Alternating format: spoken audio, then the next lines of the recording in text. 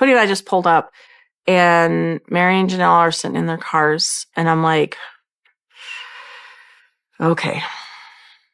It was a message. The message was, we don't need to interact. Welcome back to Reality Tea, where we dig into the truth hiding behind every tense glance, every awkward pause, and every silent message the sister wives try so hard to ignore. And today's story might be the clearest message Robyn Brown has ever received in her life. It begins on Coyote Pass. Yes, the same land that's been haunting the Brown family for years. The same land tied to broken promises, split loyalties, and a polygamous dream that has crumbled one wife at a time. And on this particular day, Kody and Robyn didn't walk into a fight. They drove straight into a standoff. When they pulled up, Robyn immediately noticed something was off. Meri and Janelle were already there, their cars parked, engines off, but neither of them had stepped out, not even cracked a door open. No waving, no greeting, no acknowledgement. Just two cars, two women, two closed doors. Robyn's voice, tight and unsettled, replayed the moment later. Kody and I just pulled up, and Meri and Janelle are sitting in their cars. And I'm like, okay, it was a message. Message was, we don't need to interact. Kody tried to brush it off, trying to keep his tone casual, but even he felt the tension digging into the silence around them. Maybe they're just waiting, he muttered. But Robyn knew better. This wasn't waiting. This wasn't confusion. This was a choice.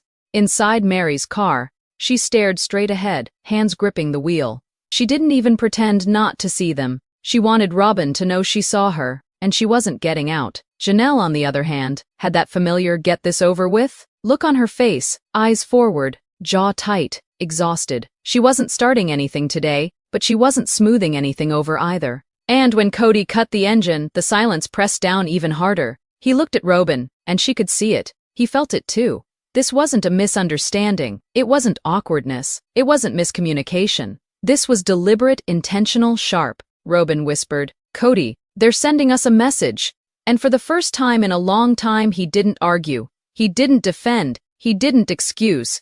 Because the message was loud, even without a sound. But then, something else happened. Something Robyn wasn't expecting. She watched Kody lean forward, staring at Meri's car like he was trying to read her mind. His jaw set in a way she hadn't seen since the early seasons. Tight, hard, like he was seconds away from saying something he couldn't take back. Robyn's breath caught. Kody, don't, she whispered. But he didn't answer. And then, without warning, Meri's brake lights flicked on, just for a second, as if she almost put the car in gear, almost left, almost made the message even louder. But she didn't. The lights faded, the silence stayed. Only now, something else was happening. Something neither Robyn nor Kody saw coming. Inside Janelle's car, her phone lit up. A name flashed across the screen. A name that would turn this silent standoff into something far, far more dangerous.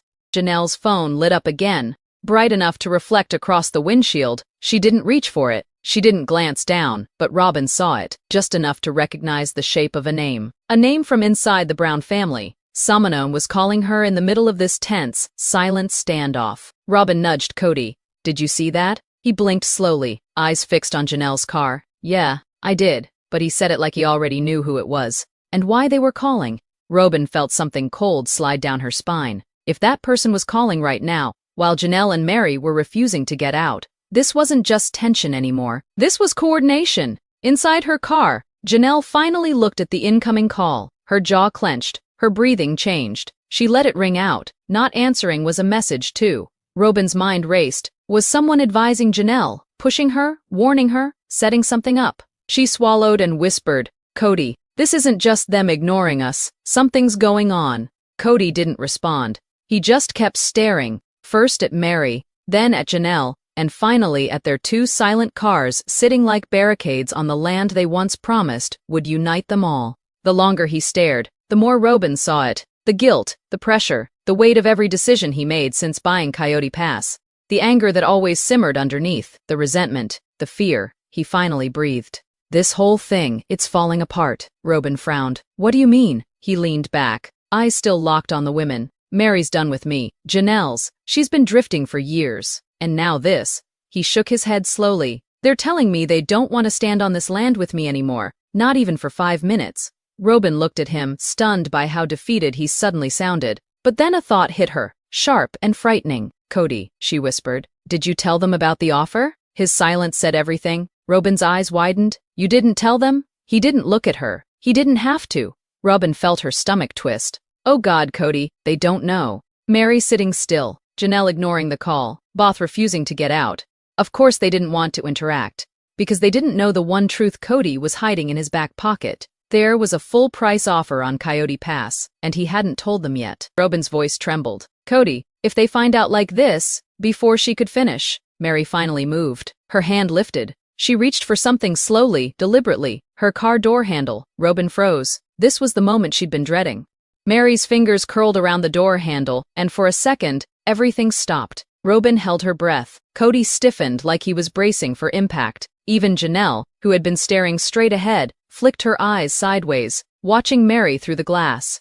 If Meri stepped out first, it would set the tone. It would decide whether this turned into a conversation or a confrontation. But instead of opening the door, Meri just held it. She didn't pull it. She didn't release it. She sat there gripping the handle like she was deciding whether this moment was even worth her energy. Robyn whispered. "She's hesitating." Kody's jaw tightened. "She's calculating." Inside the car, Meri stared ahead, the wind pushing dust across Coyote Pass, the same land she once believed she'd build a home on, a land that turned into a symbol of broken promises, a land the family had fought over, cried over, and now were about to lose. When Meri finally let go of the handle, letting it fall back into place, Robyn felt her chest tighten. She didn't want to speak. She didn't want to look at them. She didn't want to pretend. From the other car, Janelle finally sighed, a long, exhausted breath. It wasn't annoyance. It wasn't anger. It was resignation. She reached for her phone again, looked at the missed call, and this time, she typed something quickly, her thumbs moving fast.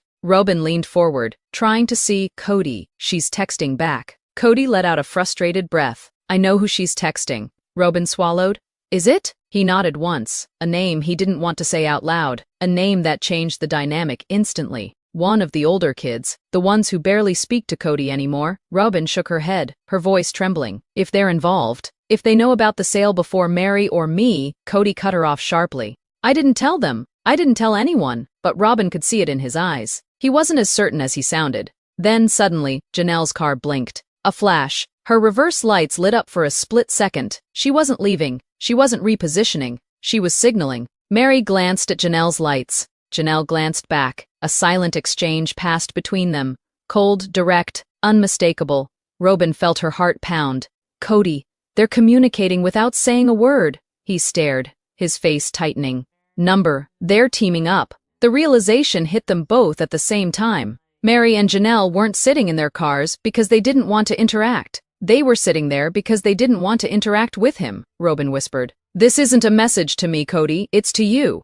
Before he could respond, Meri's phone lit up. She looked at the screen, and her entire expression changed. Her eyebrows lowered, her mouth tightened, her eyes sharpened with something that wasn't sadness or distance anymore. It was anger, pure, simmering anger. Meri opened her car door, and this time, she stepped out. Meri stepped out of the car slowly, like every movement carried years of frustration. She didn't slam the door. She didn't stomp her feet. She didn't look around wildly. Her calmness was worse. Much worse, because the quiet, steady kind of anger is the most dangerous kind of all. Kody instinctively straightened, like he needed to prepare himself. Robyn didn't move. She just stared, her heart pounding through her chest. She had wanted an interaction earlier, but now that Meri was out, she wasn't sure anymore. Meri didn't walk toward them. She didn't wave. She didn't smile politely. She just stood there, staring across the land, her arms crossed, her jaw locked. And then, she lifted her phone. Robyn's breath caught. Kody whispered, Don't let it be what I think it is."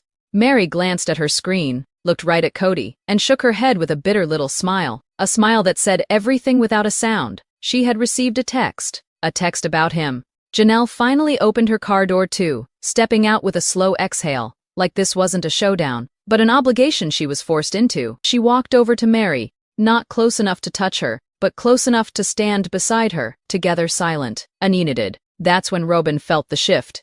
The kind of shift you can't take back. This wasn't a standoff anymore. This was a line drawn in the dirt of Coyote Pass. Robyn forced a shaky breath. "Kody, they're together on this. Whatever this is, they're not splitting up." Kody swallowed hard, his voice barely there. They know. Robyn's eyes widened. Know what? But he didn't answer her. He didn't need to, because suddenly Janelle's voice cut through the air. Not loud, not angry, but cold and steady. So when exactly were you planning to tell us? Kody froze. Robyn felt her chest collapse. Janelle continued. Or were you hoping we'd find out after the sale closed? Meri didn't say a word. She just stared at him. Waiting, Robyn whispered. Oh no. Oh God. They do know. Kody stepped forward, struggling to form a sentence. I wasn't hiding anything. Janelle held up her hand. Don't lie. Not today. Her voice wasn't yelling. It wasn't trembling. It wasn't emotional. It was final. Robyn finally spoke, her voice cracking. Who told you? How did you find out? Meri tilted her head slightly, her mouth tightening again. That doesn't matter, she said. What matters is that we found out before you bothered to tell us yourself. Kody opened his mouth, but Meri raised her hand, quiet, controlled, silencing him instantly. You don't get to speak first, she said. Not about this. And then, before Robyn could piece together what she meant, a third car rolled up to the edge of Coyote Pass, kicking dust into the air. The sound of tires crunching gravel echoed across the land. Janelle and Meri both turned toward it. Their expressions didn't soften. They didn't seem surprised. They were expecting this. But Kody went pale. Robyn grabbed his arm. Who is that? Kody didn't answer. Because the person stepping out of the car wasn't here to watch. They were here to confront him. The door of the third car opened, slow enough to make every second feel heavier. Dust drifted in the air as a figure stepped out. Steady, deliberate, unafraid. Meri and Janelle didn't move. They didn't gasp. They didn't look confused. They had been waiting for this person, but Kody's entire body locked up. His jaw clenched. His eyes dropped to the ground, like he couldn't bear to look. Robyn whispered. Kody, who is that? Why are you shaking? He didn't answer. He couldn't. The figure took another step forward, and the tension cracked through the dirt like lightning. Their silhouette was unmistakable now, standing with the same posture that once stood beside Kody on birthdays, holidays, family photos. Someone who used to defend him, and then finally stopped. Janelle's voice broke the silence, quiet, controlled, deadly calm. They told us everything, Meri added. Every detail you tried to hide. Robyn grabbed Kody's arm harder. What did they tell them? Kody, what did you hide? He still didn't speak, because the person walked right past Robyn, right past Meri, right past Janelle, and stopped directly in front of him. A harsh wind swept across Coyote Pass, ripping through the quiet. The figure looked Kody dead in the eyes and said, You should have told them the truth before I did, Robyn gasped. Meri folded her arms tighter. Janelle didn't blink. Kody swallowed hard, voice barely above a whisper. You weren't supposed to be involved. But the figure stepped closer, their voice sharper now. You made me involved the day you decided to sell Coyote Pass behind their backs. Robyn staggered. Kody, is that true? Did you actually? But before she could finish the sentence, the figure pulled something out of their pocket, papers, folded tight, crumpled at the edges like they'd been carried for days. They placed them in Kody's hand. You didn't tell them, they said. You didn't tell any of us. Kody stared at the papers as if they were burning straight through his skin. Robyn whispered. What is that? The figure answered without hesitation, the real offer. And the moment the word real fell into the air, Meri stiffened. Janelle's eyes widened. Robyn covered her mouth with her hand. Because the only thing worse than Kody hiding the offer was hiding the truth about what that offer actually meant. Kody opened his mouth to speak, but the figure raised their hand sharply. Don't, they said. If you say one more lie, I'll tell them everything. The wind went silent. The land went still. Even Robyn stepped back from him, and Kody, finally, looked terrified. Subscribe to Reality Tea if you want part 2 of this story, because what's written on those papers will expose the biggest secret of the entire Coyote Pass sale and destroy whatever is left of the Brown family once and for all.